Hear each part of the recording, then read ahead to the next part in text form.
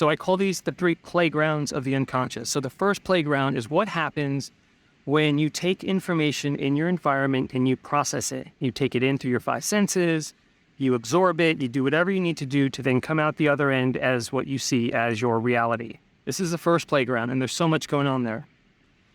The second playground is more of a holographic perspective, a collective perspective, where we talk about orders and systems and ways that things are in alignment from more of a collective approach. That's the easiest way I can go grandiose on that one.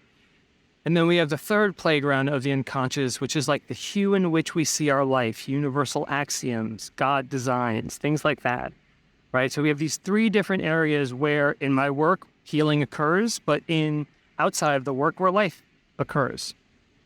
And it's in the first playground that I tell this story, which is what happens when information comes in, when you absorb information, right? If someone's having a dialogue with you, or if you're getting yelled at, or, something happens or whatever, and information comes in and you process it and say, this is what it is. Does that make sense? And of course you can't answer right now. So I want you to think of the ocean, okay? And I want you to think of you and two other people are with you at the ocean. So here it is. All three of you are at the edge of the sand and you're all looking out at the same ocean, right? You have a person to the right of you and you have a person to the left of you. And you're there at the same time looking at the same ocean. Now, unbeknownst to you, the person to the right of you once almost drowned in the ocean, right? Something horrific happened. They had a horrible accident and they almost drowned. They survived. And now they're there right next to you at the edge of that ocean. And all I want you to do is just imagine how that person may feel. Now, the person to the left of you, conversely to the person to the right, is a professional surfer. And they love the ocean, And they just can't wait to get out there. And they see the ocean and they see excitement and they see fun. And it looks like a good time. And now I want you to imagine what that person may feel, right? Now, you have two different people, and then you have yourself, who is looking at the ocean however you see it. You have three different people experiencing the ocean at least two different ways, right? We had a professional surfer and one that drowned. But how can that be, right? It's the same ocean.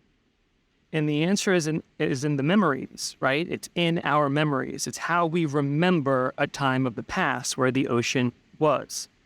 And because we remember it in that way, when we see the ocean now, we see it as either scary or exciting or whatever you see it, right? The ocean is just the ocean. It's just information. It is so much more than how you see it or how that person or the other two people saw it, right? It's just the ocean. So one of the things that happens inside our mind is we take information, the ocean, and then we add to it our memory, which then gives us our experience and so much more. So why is this even valuable now, right? Well, if the ocean is just the ocean, then when something's happening, when you see something, when something is going on, when you describe or define something as good, bad, indifferent, shameful, hurtful, whatever, that may be the case. But when you can stop and say, the ocean is just the ocean, then you start to look at it and go, what else could this mean, right? Really big question. What else could this mean? What else could this be besides just what I think it is? Which can open the possibility for something else, right? So kind of ending with that story, I usually share that and people just kind of get it. And I've had clients kind of say back to me, they're like, yeah, the ocean's just the ocean. Like something would happen in their day and they'd be like, you know what? The ocean was the ocean. I looked at it. I saw it differently. And here's what I learned. What we're in it for is the learnings, right? We're each looking to gain the learnings in these experiences. So when the ocean becomes the ocean, it's just information and you can look at it, you can see it differently. Now pause. Sometimes knowing that the ocean is still scary. It doesn't change. And no matter how much work someone does on it, the ocean is still scary. And this is also truth. So while it's true, it's just information, it's also true that sometimes letting go of memories are not so easy, or they come back, right? This is very common, right? Even I remember hearing that even the founder of NLP in one of his dialogues later in his years was stated how he was looking for lasting change because it wasn't lasting, it was prolonging. Those were his words. And I went, I get it, right? Can people change? And the answer is yes, right? The thing here is there's a gatekeeper to your memories, and it's the child. It's the child essence within the body. It's what we figured out. Right? It's what we do, amongst many other things. Remember, I'm in the 3 playgrounds. We dance throughout it all. But if you have a child essence that is wounded, good luck letting go of those things. It's just not happening. It all begins with a healthy connection.